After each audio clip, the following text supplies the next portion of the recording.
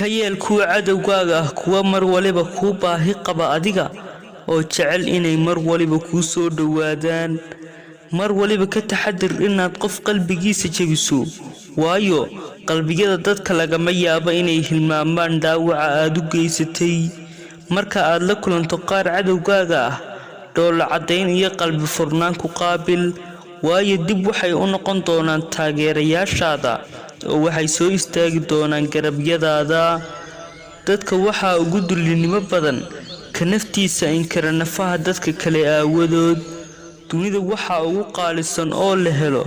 qalbigu jecel sidii aad u heli lahaydna way adag tahay haddaba ku dadaal sidii aad ku kasban lahayd quluubta dadka wax kasta oo wanaagsanayn marka uu ka asiibo ku dadaal sidii aad ugu bedeli lahayd wanaag ka yeel erayada afkaaga ka soo baxaya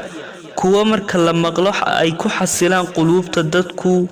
wassalaamu calaykum waraxmatullaahi wabarakaatuh